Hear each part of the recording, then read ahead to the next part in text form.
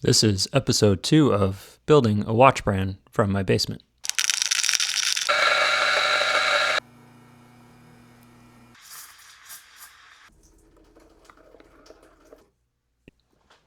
Let's talk about product. Our product has changed, maybe not a lot to the untrained eye, and all I mean by the untrained eye is somebody who doesn't see it every single day. I'll show you guys how it's changed and how it's evolved.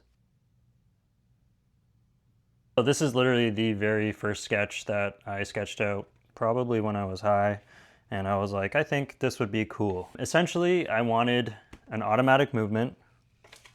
I already had a watch that had this Miyota 8N24 in it, and I'd had it for over a decade and I loved it. I love the fact that you can just pick it up, charge it up, and it's ready to go and it keeps time with no issues. That's why we ended up actually going with a Miyota, because I already had a movement that had it in it. Shout out to the Android Mystique. I wanted a wood casing with the automatic movement in the middle with leather or rubber straps. That was the original vision from like 2015 or something. I sketched it out a while before I decided to make it. This was the first prototype, which, you know, is kind of close. It did have a lip on it, which popped off at some point. You can see how it was gonna fit. And then I started to think about how could I possibly manufacture this? I purchased a lathe. I had some woodworking experience from high school. That was the last time, and at this time I'm 27 when I'm trying to figure out how to make it. So the last time I touched chisels or a lathe was in high school, and you weren't even really supposed to use the lathe. I kind of was like, hey, I want to make a baseball bat, so let me learn how to use this. The shop teacher, shout out to Mr. Mack, let me use the lathe. I purchased a lathe and I started carving what I wanted to be was the shape of a watch. I still didn't entirely know my specs and how I was going to make this work, but ended up carving it on the lathe with some chisels. So these were some of the first prototypes. I had an idea of a glass. I bought some parts from a watch supply store and hole cutting bit, cut out the center, and then this, you'll see, doesn't quite fit. So I took a piece of sandpaper, and for the first like 100 watches or so, that's how I hand fit all of essentially the movements to go in the middle. Basically what we did was to figure out how the straps are gonna go, use some chisels and cut out a slot for the straps. And then the straps took like a Dremel, drill bit sideways,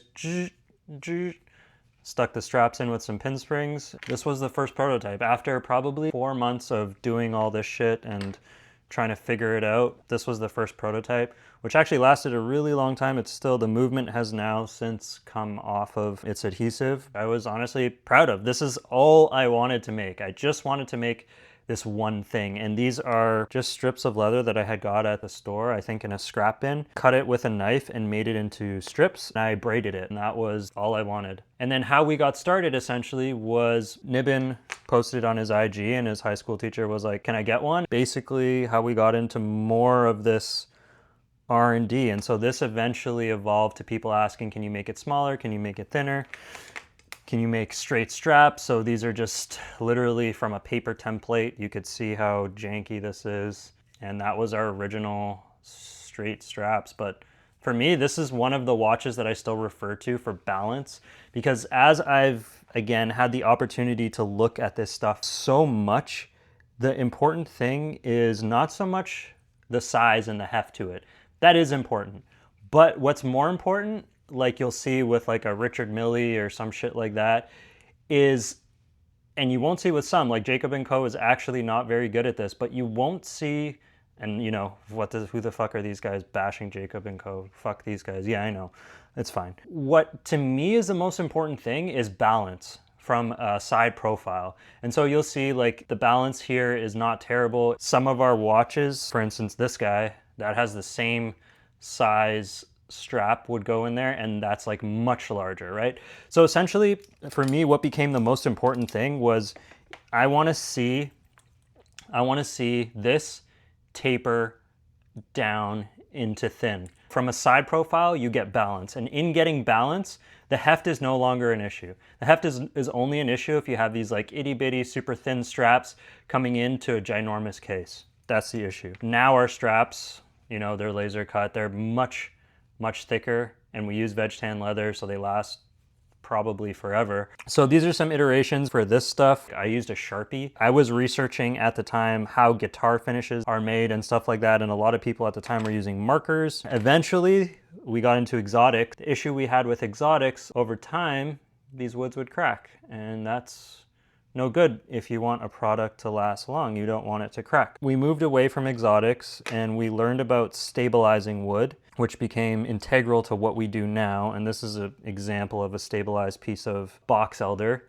which just means the pores have been infused with resin. It doesn't have to be pink. This was an experiment. This is a better example of stabilized maple burl, natural. The next issue we had was, you know, often people would wear a watch, straps would pop off of them, or this piece of wood would break off. And so we had to solve that. This was our first solution. We hired an engineer, super helpful. Shout out to Dan, fucking just a G of a human being. And he was in school at the time. Our buddy Jacob introduced us to him. This frame essentially is where the straps connected to. And then we had a gasket here that made everything work. And this was not bad. This was a good solution. We still had no hour markers because our CNC wasn't the most precise. So when we go to shoot hour markers in, they'd cut right through the case, and that was no good. So we were naked, no hour markers. This is sort of what a watch looked like. This still had some issues with the plating. These were ordered from China. With the plating, there was some gaps in between here, and our gasket wasn't thick enough that was working out. I mean that it was sealing. So I would sometimes have to stack 2 to 3 gaskets in order to get like a proper seal. And so that was a bit of an issue. Second issue was sometimes when I would glue this bracket in, glue would get in the screw holes and then the screws would break on me, or I would have to cut the screws, and not good for the like structural integrity of a product over time. We went back to Dan and we're like, hey, we need to design something new. Less parts, it's got a twist on. He designed this based off of this design. This was the next design. This just literally twists right on. We don't have to worry about adhesive getting anywhere, just simple cleanup. And this was great. This was a perfect solution. There's an O-ring also that sits right here, so it seals it up. As we moved on, these were getting less and less common and less popular, this K-shape. And people were asking us, can you make it skinnier? Can you make it skinnier? So we cut that lip off, and this became like our round case, which is hard to tell, but this is our round case right here now. You can see it kind of has no lip on it. It's just this part, and it's super thin. It's super thin. We had a video that did really well on TikTok, and people were blasting the size of the watch. It looks like a salad bowl on my fucking wrist. And you know, I don't take criticism like badly. I take it sort of constructively, or at least I try to. I'm like, okay, well, I actually like the shape. I like the form factor, but could it be skinnier? And the answer was yes. So I tried my best to thin it out on the further iterations. And as a result, I don't have a sample on hand. Believe it or not, mine got lost at the airport. Our newest backing is basically drops this off, and so this piece is flush. And then our newest cases, like this guy right here, are around 10 mil thick. And so I've honestly, over time, I've tried to thin this out as much as possible and attain a level of balance. And so with this, for example, the strap is about equivalent thickness of the case. So when the strap goes in, that's very balanced, especially from the side. When we went here, we invested in a CNC. That made things a lot easier, and we eventually figured out how to do hour markers. And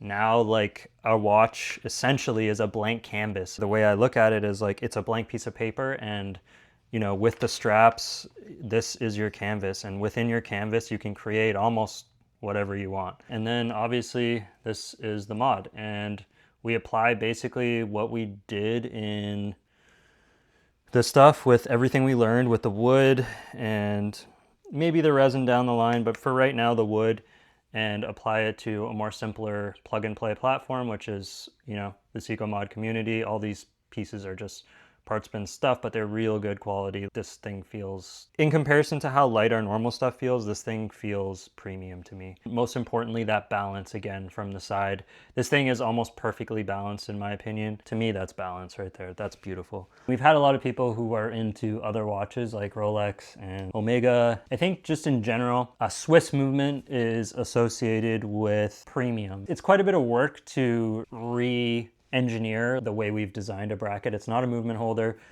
The movement holder is built into the frame itself. In order to engineer something like that, it's a little complicated, number one. And number two, it just drives the cost way too high for me, in my opinion. I'm somebody that personally wouldn't spend money on that. First and foremost, I'm making a product for myself. I'm making something that I want, and that's something that I would wear and that I would buy. I also like very economical things. I literally wear surplus pants every single day. Surplus pants are like 50 bucks. They last forever. I usually have issues with crotches tearing out in my pants. I've had these pants for 3 years or 4 years, and I've owned Carhartts, I've owned all that kind of stuff, and the crotch starts to tear out. As far as the product is concerned, I want to offer something that's attainable to people, like very attainable to people, because it's what I would want. I would not spend $8,000 on a watch. That aside, we use Japanese movements because I feel like they fit this idea of economical functionality, and they're super reliable. These things are important to me. I think that's all I got in terms of product. Not sure what the next episode's gonna be, but we'll figure it out when we get there. All right.